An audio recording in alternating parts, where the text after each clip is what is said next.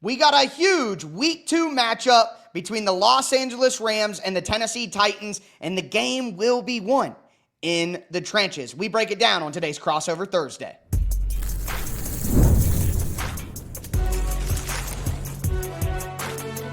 You are Locked On NFL Crossover, part of the Locked On Podcast Network. Your team every day.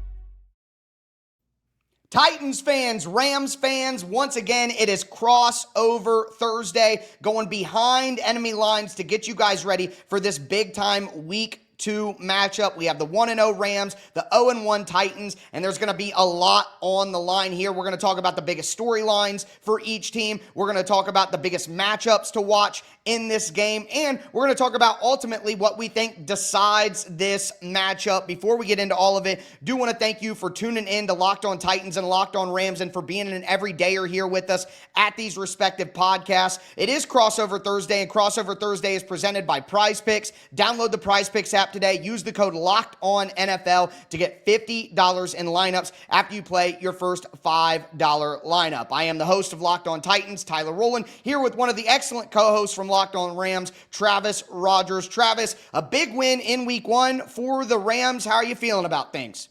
So far, so good. I think that they got off to a pretty good start. The Rams never play anybody in the preseason. I mean, they don't play anybody in the preseason. So that was our first look at the 2025 Rams against the Houston Texans last week. They weren't great, but they were good enough. They did some things that I thought were really interesting, especially up front on the defensive line. But it's a good start. I think Houston's a pretty good team, and that they took care of business against a good Texans team, I think is a good indicator for the Rams.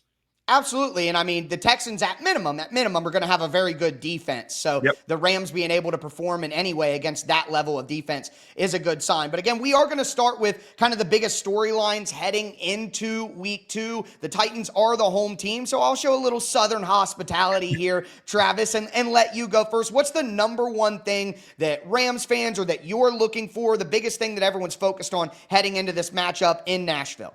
Yeah, Tyler, I think you mentioned it right off the top, and I think that's the Rams' ability to protect Matthew Stafford in the middle of the offensive line. They lost both of their guards against the Texans, both of their starting guards, both Steve Avila and Kevin Dotson had to leave the game at various points. Bo Limmer filled in at both the left guard to start and then finished the game at right guard. Avila was able to come back in the game ultimately and finish it, but Jeffrey Simmons is a real problem. He's a terrific problem. And Matthew Stafford is a 37-year-old guy in his 17th year in the NFL. And, quarterbacks that can move their feet a little bit might be able to get away with some pressure that's coming up the middle. But Matthew Stafford isn't. That's not what he does. The pressure off to the sides, he can deal with pretty well. He can step up. He can move the pocket. The pressure right in his face, I think, can be a challenge. The Rams caught a little bit of a break. They signed Coleman Shelton in the offseason to come back and be their center again after having him be gone for a year. So he's able to kind of do some line checks and things like that. But I think that's the big thing right there. If they give Matthew Stafford just a little bit of time to make some reads and make some decisions, he's going to carve you up. And that's the first thing I'm looking at. And ultimately, that's probably a coaching thing, right? Sean McVay is going to have to do a little more to ensure that he helps out. I would imagine your confidence level is pretty high that McVay can scheme up something, right? It's funny, Tyler. We talk about this on Locked On Rams a lot, and this is Sean McVay's, believe it or not, this is his 9th season in LA, and we talked about when he first got here. Okay, this is the Todd Gurley window. Okay, turned out it wasn't the Todd Gurley window. Okay, it's the Jared Goff window. No, not so much. Hey, it's the Aaron Donald window. Maybe not. Hey, it's the Matthew Stafford, Puka Nacua, Cooper Kupp window. It's the Sean McVay window. The window is Sean McVay because he's the only piece that has been here through all of this. Yep. And he is as good as anybody at this in the entire league.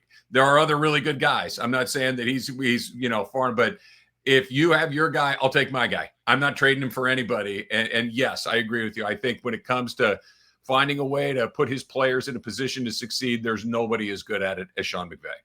And quite frankly, Travis, I'd take your guy in this one too. I think that's for me, the big storyline for the Titans here is the coaching. Brian Callahan is in the national spotlight. I know you don't cover the Titans on a daily basis. You're probably not, diving into the little coaching decisions Brian Callahan's making, but whether it be game management decisions of whether to challenge a guy who had his elbow in on the sideline and then saying that he didn't know the rule afterwards, whether it be the uber aggressive approach that he took up 3 near halftime in the shadow of his own goalpost and almost getting his quarterback sacked for a safety, and then ultimately giving the Broncos great field position to get a cheap touchdown on the board and take the lead before half. Brian Callahan is in the crosshairs, and I find it interesting that even on a national scale right now, a lot of national folks are looking at Brian Callahan like, why was he doing that? What's going on? And with Sean McVay, I agree with you. I would take Sean McVay right now over just about any coach. I mean, Andy Reid, Andy Reid's a great coach. He deserves his. But Sean McVay, to me, is the perfect combination of the two things you need in a head coach. You need someone who can motivate and inspire and lead a locker room, but you also do need someone who's a bit of a scheme wizard. You can't just be all nerd like Mike McDaniel, and you can't be all macho man like Mike Vrabel. You got to kind of be a combination of both, and Sean McVay is the perfect example of that to me. So I am a bit worried that the coaching mismatch here is what I would call it, the advantage that the Rams have, even though the Titans have some areas where I'm actually a little more confident that the Titans can compete in this game than I was before the season because of the Rams injuries and some things like that. But the disadvantage the Titans have from Brian Callahan being their coach to Sean McVay kind of backs me off some of that confidence. Yeah, here's what I can tell you, Tyler. Sure, I know Sean McVay knows the rules. I know that's something that he's got a pretty good grasp on. I think you kind of put your finger in the center of the bullseye right there. He is not only a guy that knows how to scheme and knows how to get guys open and protect guys that need to be protected and give guys the support that they need to support, but he is a master at building culture. Like the Rams culture since he has gotten here is, and it's hard to say. I know I mentioned it again. I mentioned it a lot to my everydayers that this is his 9th year here. It feels like he is still a breath of fresh air. It feels like he has still been able to kind of change us around. And, we went from Jeff Fisher when the Rams came from St. Louis back to Los Angeles 10 years ago.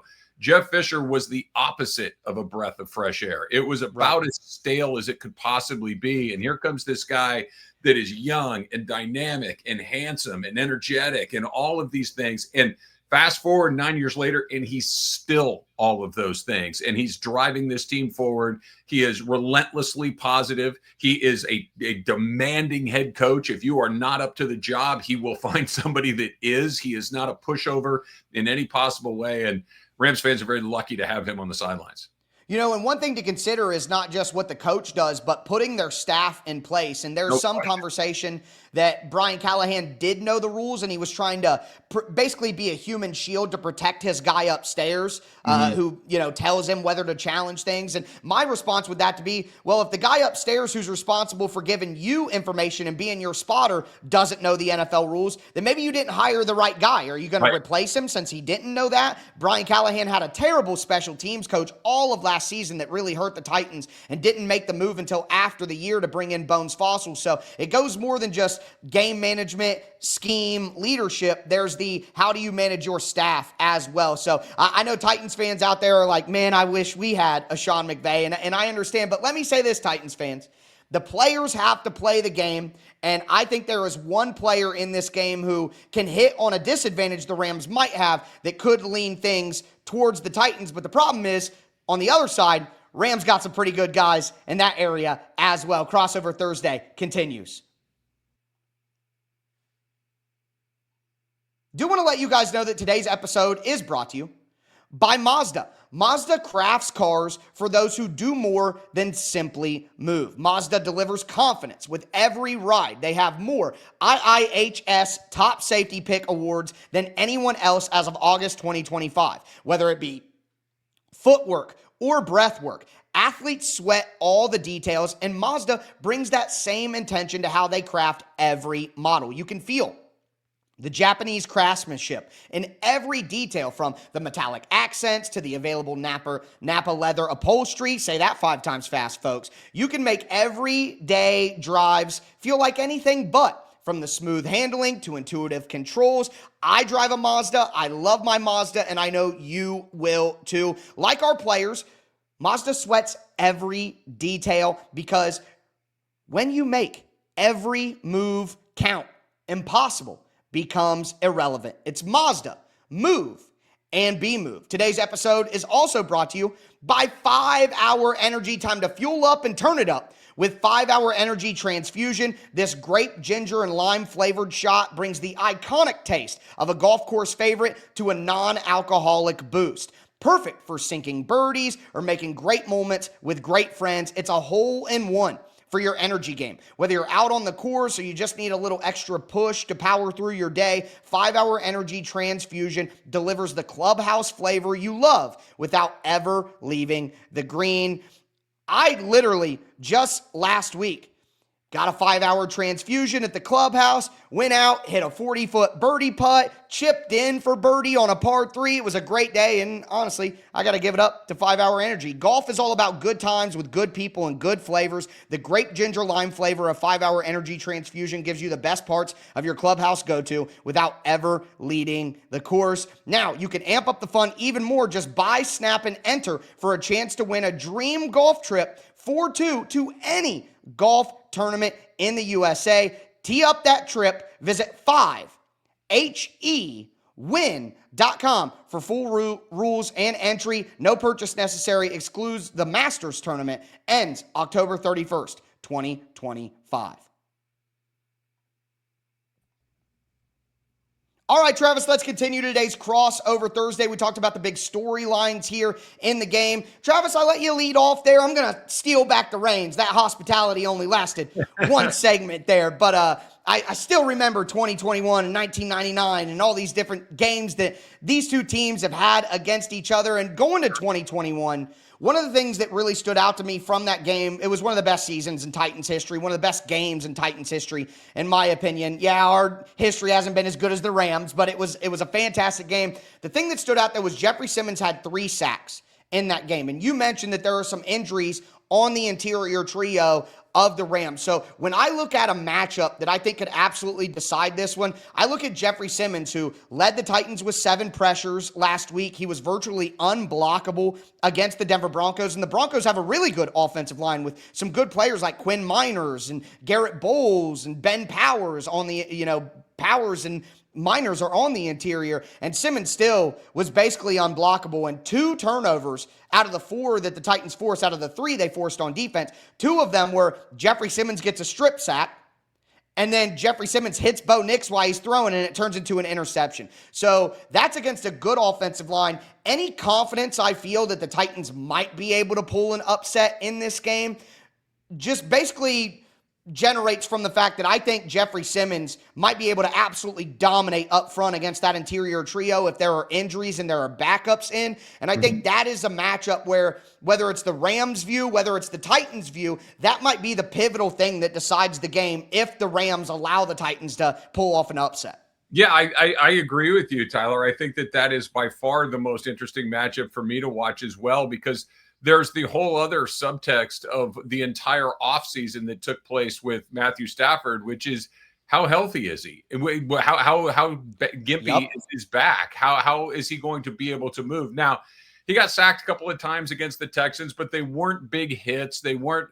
something that made you go, oh my goodness, is he going to be able to get back up? But from everybody that I've talked to around the Rams, they're not nearly worried about him getting hit as much as they are him having to make quick movements, and him having to try to escape something might be a more dangerous situation for him than, getting squared up and getting tackled. So I really do think that that's the part to keep your eye on. Like we talked about a minute ago, I think Sean McVay will find a way to deal with it. I know that he's an incredibly good adjuster. As the game goes on, he kind of hunts and pecks at the beginning of the game to see where the opportunities are to set you up for later. But if you can't protect your quarterback, that's kind of a wrap. I mean, there is no solution for a quarterback that doesn't have time. They don't have a running back. Kyron Williams is pretty good fantasy running back, but when it comes to, game to game, he's going to get you somewhere between 60 and 85 yards. He'll probably get into the end zone, and he's going to get them at about 3 yards a clip. That's just how he goes about it. So I don't know if they can offset that rush with what they're going to do in the running game. But to come full circle, I have faith in McVay finding it out. But I agree with you that is by far the biggest thing for me. The Rams will get pressure on defense. Those front four guys that they have. It might not be Philadelphia. It might not be some of these other really high level defensive lines, but we're getting there. These are guys that Jared Verse is in his second season. You look at the stat sheet, it might not be something that makes you go, oh my goodness, but he was everywhere on that field against the Texans. Byron Young might have had his best game as a Ram a week ago. He had a sack along the way. And then you got Kobe Turner, who led the team in sacks last year. Braden Fisk made a unbelievable recovery on that peanut punch by Nate Landman. Yeah, that was a great punch, man. It was a great punch. And when you think of Sean McVay, you think of this dynamic offense. You think of 30 points a game. You think of all of the intricacies of what he's bringing offensively. Fact of the matter is, other than the Philadelphia game in the divisional round of the playoffs last year, nobody scored double digits against the Rams since week 14 a year ago. They put up 2 6s and 3 9s. I mean, they are playing lights out defense. So, the sizzle is certainly on the offense, but the steak is up front on that Rams defensive line. No, 100%. And that's something that I've been focused on. Peek behind the curtain as Travis was coming in for us to get started. I was finishing up a little bit of tape work on the Titans offensive line and the sacks that they allowed last week. And you segued us perfectly into the next matchup that I think can decide it. You're 100% right. That Rams defense does not get the credit that they deserve because McVay and the offense and all of that going on. That's obviously something that people are going to gravitate to with fantasy and all these different things. But that defense has been nails. And that's why I've been saying that the Rams are a top 5, top 6 team in the NFL. I love the Rams this year. I think they're even overrated, even if you call them a top 12 team. I just think they really finally have some great pieces on defense. And you look at the Titans, the offensive line was supposed to be improved this year, Travis. They go out and they pay Dan Moore $22 million per year to be the new franchise left tackle. You shift J.C. Latham from left tackle to right tackle, hoping that in his second year he's more comfortable. He can turn into a better player over there. Peter Skoronski at left guard is awesome. I think he's going to be an all-pro level player. 88 pass blocking grade in the game, 0 pressure, 0 sacks at left guard. That's not the place to attack if you're attacking the Titans. But Lloyd Cushenberry will be in his second game back from an ACL tear, an Achilles tear. But at the end of the day, he was the highest paid center when the Titans gave him a contract a little over a year ago, and they bring in Kevin Zeitler from the Lions, who is an experienced guy who should be able to do it. With that much invested in the offensive line, the hope was that the Titans offensive line would be massively improved. Now, everyone's saying, well, the Denver Broncos led the NFL in sacks last year. That's a great defense, a great pass rush. Well, like you were saying, I think the Rams are right up there too with Philadelphia, with Denver, with some of these other defensive lines. I think the Rams are a top 5 defensive line in pass rush, and they're going to prove it this year. So the matchups are all about the trenches for me. If the Titans get whooped up front again like they did against Denver, and you mentioned the numbers, the scoring. The Titans aren't a great offense even against an average defense. They're not going to put up a ton of points. So against a really good defensive front, that is a matchup where I talk about Jeffrey Simmons wrecking the game. Well, the Rams have about 4 guys who could wreck the game if they wanted to on the D-line. Yeah, it's funny. Jared Verse got a ton of attention last year, and rightfully so. He had a terrific year, defensive player of the year, rookie defensive player of the year last year. He was 4th on this team in sacks. He was 4th. Okay, so I mean, that it gives you an idea of who else is out there. You have Fisk, you have Turner, you have Byron Young doing their thing. And I think that the soft spot of this Rams defense is certainly in the back end. But yeah, I was going to ask about that. Where do you see the weakness in that defense? Yeah, it's back there. It's your corners. Akilla Witherspoon is a guy that has been here for a while, and everybody would like to have somebody that might be a little bit of a bigger name, a little bit, grayed out a little bit better. But he holds his own. He's one of those guys that, at the end of the game, you're like, all right, he did what you needed him to do. It might not be the prettiest thing in the world. I think in this particular game, going up against a rookie quarterback who's playing in just his second game with this pass rush that we've been talking about, I don't know if the Titans will be able to expose the weaknesses that they have. I mean, you look at what the Texans did last week, that they did a really good job against Nico Collins. CJ Stroud, obviously, I think is a pretty good quarterback in this league. And they shut him down pretty effectively. They didn't get inside the 17-yard line the entire game. So I think that front is going to make life difficult on just about everybody they play this year. And I think they're going to make it real difficult on a guy playing in his second game in the NFL. You know, on behalf of Titans fans, I do want to say, thanks, Rams, for beating the Texans, because whether the Titans are good or not, surely sick of hearing about the Texans, no doubt about that. Sure. But that is, on the other side, something I'm looking at, too, because with Puka Nacua and Devontae Adams, that's one of the best duos in the entire NFL. Now, in theory, the Titans' cornerback room is one of the strongest things on the team. L'Jarius Sneed had limited snaps last week coming back from an injury, but I thought he played pretty well in those 21 snaps that he played. Jarvis Brownlee Jr. has penalty problems as a second-year cornerback, but he's a good, feisty, physical corner, and Roger McCreary in the slot is one of the best slot corners in the NFL. He had an interception last week as well. So if there is an area where the Titans might be able to cancel out a great advantage for the Rams, it could be if the cornerbacks play well. But on the other side, you're right. Taking a look at the Rams cornerbacks and kind of a group that doesn't flash to you but plays well as a unit, that'll be an interesting matchup to watch.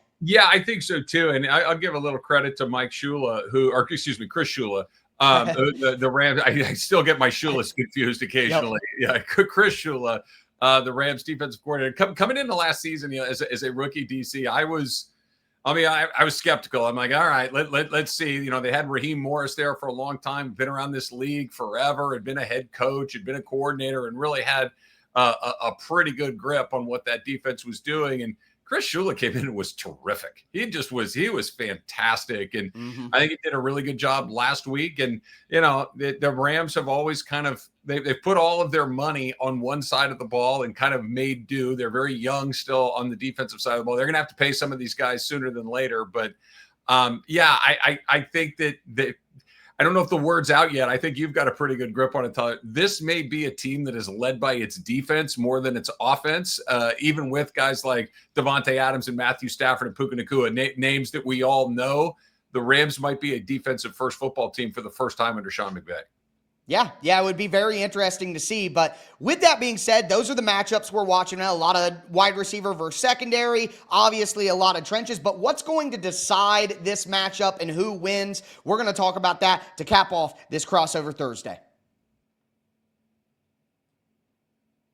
Do want to let you guys know that today's episode is brought to you by FanDuel Sportsbook. The NFL season is here, folks, and FanDuel is making sure that you're ready for kickoff with a can't-miss offer. Right now, new customers can bet just $5. And if your bet wins, you'll get $300 in bonus bets to use across the app. Once again, new customers can bet just $5. And if your bet wins, you'll get $300 in bonus bets to use across the app. I personally love using FanDuel. It fits whatever I want to do. If I want to hit player props and bet the over on Cam Ward passing yards, if I want to build a same game parlay with a couple sacks for Jared Verse and a rushing touchdown for Kyron Williams, I can do that. Or even if I miss kickoff and want to jump in and do some live betting, you can do that on FanDuel as well. It makes every game even more exciting, whether you're watching your favorite team or you're just keeping an eye on your fantasy lineup. It's quick, it's easy, it's the best way to add a little bit more energy to your Sunday. So,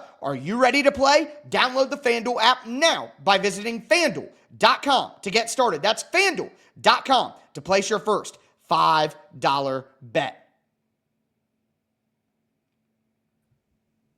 All right, Travis, let's cap off today's crossover Thursday edition of the Locked On Titans and Locked On Rams podcast. Once again, thank you for making Locked On Titans and Locked On Rams your first listen each and every day. For your second listen, check out Locked On NFL. Little self-promotion. I host Locked On NFL in the morning show, keeping you updated on all of your general NFL topics. Make sure that you get all of your favorite team news with these two shows, and then get your NFL news with Locked On NFL. But talking about the things that might decide this matchup, I will say the number one thing will be the turnover battle. The Titans won the turnover battle in a big way last week. They won it 4-2. I think it's really 4-1 because Cam Ward had a strip sack fumble while he was trying to make something happen on the very last play of offense for the Titans. It wasn't a turnover that actually impacted the game at all. If he just would have got sacked, it would not change anything whatsoever. But the Titans defense forced a lot of turnovers in training camp, in the joint practices. And if they can keep that momentum going, they'll at least give their team a chance because the Rams are a better football team on paper than the Titans. I'm not breaking any news there.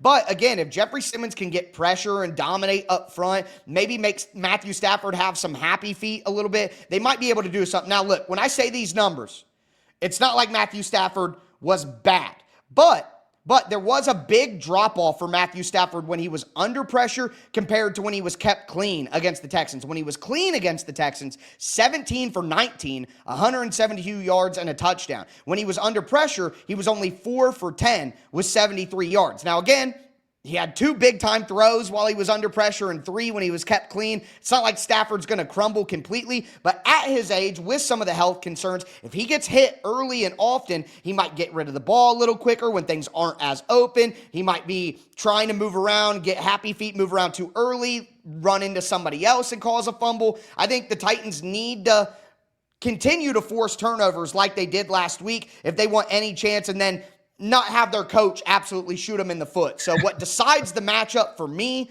is the Titans pass rush being able to get some sort of pressure on Matthew Stafford, which might be able to result in some turnovers. Yeah, I know, Tyler, it's just week 2 of the NFL season, but I'm going to take the over on the times that I say that the deciding factor in these games is going to be who turns the ball over less. Right. Because that's how this is the NFL. If you don't turn it over, you usually win. It's not everybody's good. Usually. Yeah, usually everybody's good. These games are almost always a one possession game. It's the ultimate a play here, a play there league. So you just look at what the Rams did last week. They had 2 takeaways. They had 1 giveaway. They won, and they picked up a big one at the end with that punch that we talked about. Kobe Durant had a really nice interception along the way. I thought that Matthew Stafford did a really good job, even in those plays under pressure, like you mentioned. The ball was never really at risk. He did a really good job with ball security and not making bad decisions.